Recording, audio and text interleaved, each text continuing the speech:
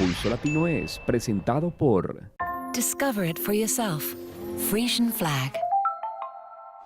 Esto es Pulso Latino con Alejandra Forero.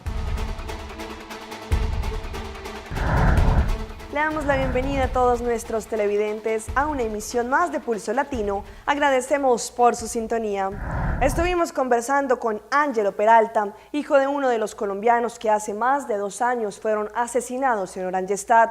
Su lucha en contra del gobierno de Aruba hizo que este joven le ganara la batalla a la justicia de este país. Pero algo de lo que está seguro es que exige una disculpa pública por los hechos ocurridos en cercanías de Renaissance Marketplace. El hijo de uno de los colombianos que fueron asesinados por parte del equipo de arresto hace más de 2 años, le contó a Pulso Latino cómo fue el proceso que han pasado después de esta trágica noticia. Toda la lucha que este joven tuvo que pasar, no solo por el dolor que le generó la muerte de su padre, sino por todo el proceso legal y penal que tuvo que llevar para esclarecer los hechos de la barbarie y sevicia, según él, de la muerte de su padre en Aruba. En ese momento iniciamos una lucha directa contra el Ministerio de Justicia de Aruba, en cabeza de su ministro Arthur Dowers, que ha sido la persona que más,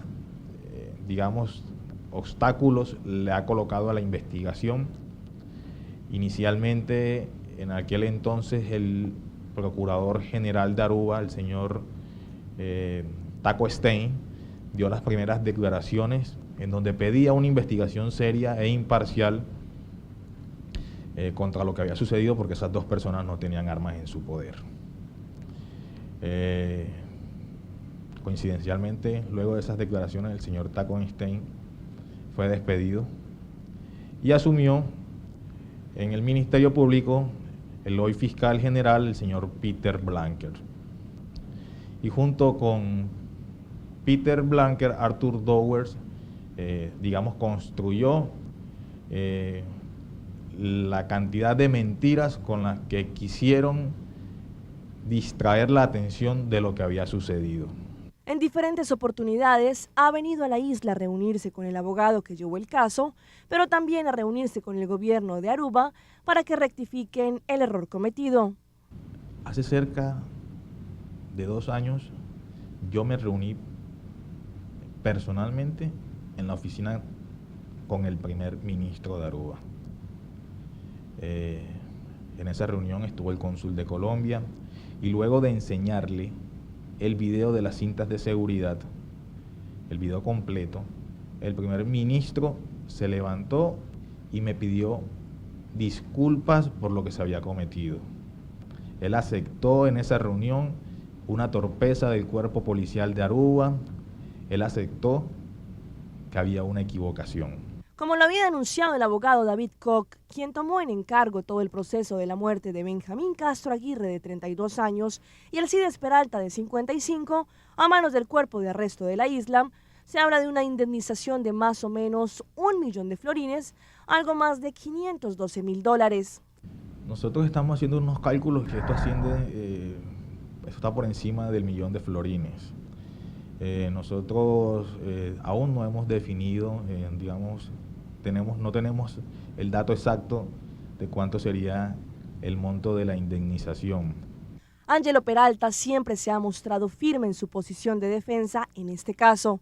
Indica que en un punto del proceso sintió ira en contra de toda Aruba por la muerte de su padre, pero espera que todo este viacrucis finalice y dejar el nombre de su padre limpio y en alto. Sí. Y cada vez que vengo a Aruba y paso por Renaissance, yo recuerdo lo que sucedió. Eso es algo que con lo que voy a tener que vivir toda la vida.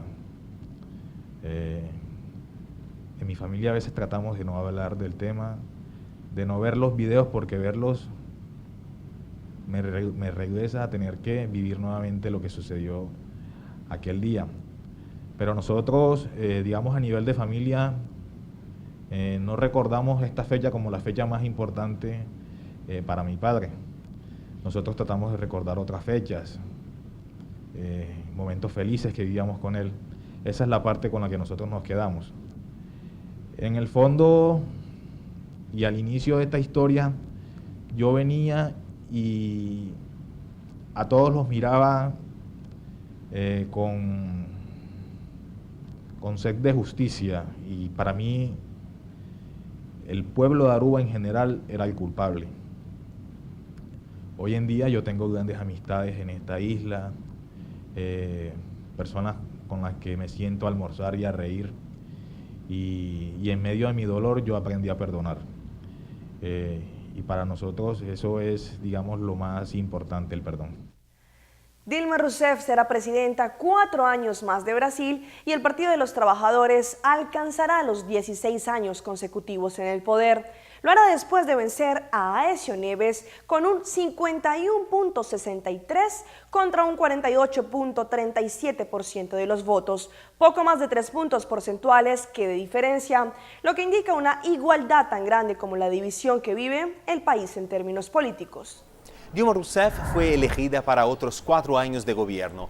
Con el resultado de estas elecciones, se convirtió en la primera mujer en el poder durante 2 mandatos consecutivos en Brasil. Una hora después del anuncio de la victoria, Dilma agradeció el apoyo de los votantes en un discurso, en el que también declaró la lucha contra la corrupción, uno de los temas más polémicos en la campaña electoral. El candidato Aécio Neves aceptó la derrota y prometió mantener una oposición rígida al Partido de los Trabajadores, que se mantiene en el poder hace 12 años. Neves aseguró que su campaña estuvo dedicada a unificar los brasileños que buscaban un cambio político. Desde 1982, Brasil no tenía una disputa presidencial tan feroz. La diferencia de votos entre los 2 candidatos fue solamente 3%. Las encuestas indicaban una pequeña ventaja para la presidenta.